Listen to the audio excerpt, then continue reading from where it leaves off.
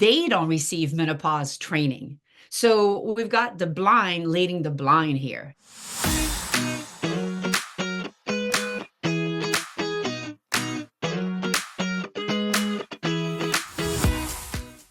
And Annie is going to talk about something. I think that when we talk about health and wellness, it's women's health in general, that once it gets to the close to premenopause, menopause, things start getting confusing for women in that age, aren't they? And it's not the most fun. The doctors really don't explain things. Am I right, Annie, in that way that happens? That is an understatement, Neil. It's a really confusing and can be a very frustrating time in a woman's life. Absolutely. Especially now we're seeing the changes in divorce is more prominent during this time period. Changes of life, empty nester phase, all these different things are hitting them all at once, maybe a loss of a job, and they don't know why their body's changing so much so quickly because we're not educating, right? That's right. We're not educated. And the other part that is worse is that who you would think would be educating us, i.e., our healthcare providers or physician or OBGYN, they don't receive menopause training. So we've got the blind leading the blind here. And this is costing women unnecessary suffering. It's ridiculous. What type of suffering are you seeing? From what you've gathered from what the biggest pain points women are going through at this time. Well, I think that what we don't realize is that there are over 35 symptoms of menopause. And I always call menopause a full contact sport. It affects a woman in much more than just a reproductive organs manner, right? It's head to toe, literally. So we get a lot of women experiencing mental issues, mental illness like anxiety and depression, 40% more likely during perimenopause, Neil. That's huge, right? Now, of course, a lot of women, 75% of women will complain of hot flashes, right? The typical night sweats. These are the cliched symptoms of menopause.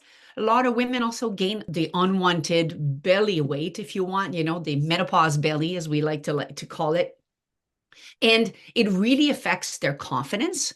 And they blame themselves. They're like, what is wrong with me? What am I doing wrong? I'm a bad person. And they start to shame themselves.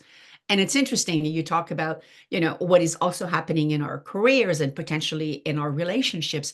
It affects your confidence in every single area of your life. Plus, all the other symptoms that we don't have an hour here, so I'm going to keep it short, but it can go as crazy as joint pain to suddenly having acid reflux to having muscular issues. Like, it is wide ranging. And if you have other issues going on and then throw this at this time, it could be a ticking time bomb for you, meaning like other health issues, you know, uh, fibromyalgia, or you're dealing with certain mood disorders already. You go boom and throw this together, and it's really big. And they're just treating it. A lot of doctors just treating what the previous symptoms were versus these pre symptoms. Right. Yeah. So you get treated for, oh, Annie, you've got, high cholesterol. We're going to give you a statin for that. Meanwhile, they're not linking it to the fact that this is actually linked to perimenopause.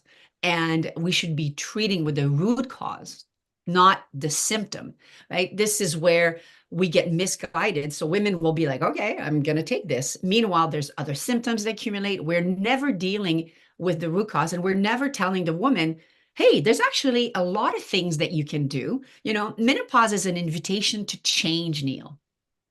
Okay? Okay. What we used to do is no longer serving us, right? So we now need to, the body is changing, so we need to adapt and give it what it needs now. So give us some examples of what you recommend without, consulting you. And make sure you schedule a call with Annie about what things they should be doing. Yes. So lifestyle wise, let's just talk about lifestyle. And this is a tough one, but we need to really start taking care of our stress. It's time to really do stress management techniques. And it's going to look different for many women, right? Some women will love journaling, reading, taking time for themselves. It's a very important time to manage the cortisol response because this is really creating a lot of inflammation in our bodies. It's contributing to the unwanted weight gain, pardon me. So it's going to help many other things.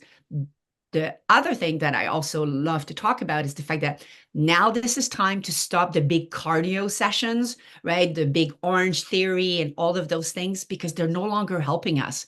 And I'm a cardio addict, right? So this was hard for me to do, right? And I'm an endurance athlete, marathoning, Ironman triathlons. And I was like, what? I got to stop that.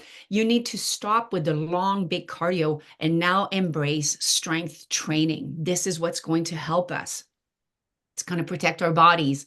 It's going to help with that weight gain, but it's also going to protect our muscles, our bones, all of those things. And then we need to change the diet, and that's a big conversation. And I invite anybody that wants to talk about that, to book a call with me, 100%. I think that's the thing is you got to look at specifically when you get older, the exercise has to be different. It's not just Yes. like because your metabolism changes. And then during this time period, it sounds like your metabolism changes as well, right? Yes, metabolism changes and we are very much now becoming what we call insulin resistant. So we may have heard of this terminology because of diabetes, but we are much more likely, Neil, to become pre-diabetic and diabetic as a consequence of the fact that estrogen has dropped, believe it or not, and it has affected insulin. So there's a lot of kind of what? Right? Insulin has a relationship with estrogen, but estrogen, women have estrogen receptors throughout the entire bodies, right? So it affects us in many different ways. So we absolutely need to make many changes. Make many changes, and those changes have to be very, very important and in so many ways to look at those things.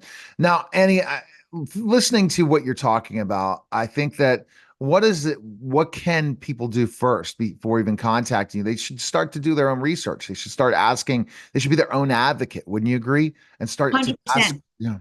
You need to get in the driver's seat of your health, right? You need to get in the driver's seat and go, what do I need to do? So research is really important and not on TikTok, even though there's some good resources there. You know, I'm advocating for reliable scientific sources because there's a lot of misinformation out there.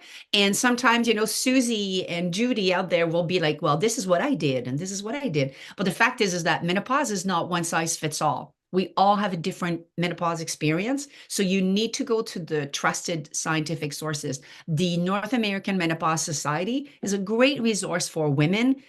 This is trusted, it's verified, and it's a really great place for women to start. The other thing that I also, tell all my clients, and when I speak on these podcasts, is I say, start to track everything, all the symptoms, so that you're informed with data, so that you understand, there's some patterns here happening, right? Even if it's like, wow, I got a migraine, what does it have to do with menopause? It doesn't matter. Write it down.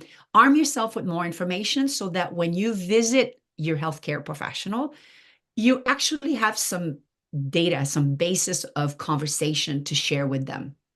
that's important. You got to have that data. You have to be able to put all those things together to make it happen. And if someone books a call with you, how do they book a call? Yes. So very easy. I have a complimentary call that women, can book into and see if, what they need is a fit and how we can work together. Where's the best place people can go then? Yes, vive.ca, veev.ca. There's lots of information there, and there's a book now button that is really easy to find. Well, I think it's very important. I think anyone that is in this has these questions. What a great resource to have. Because again, your healthcare professionals are not telling you these things. You're just thinking this is just this time of life. It's part of getting old, and let's just suffer through it. And then that suffering can lead to lots of health issues that shouldn't have happened. So I appreciate it, Annie. Thanks again. Yeah. Thank you for the interest in the conversation, Neil.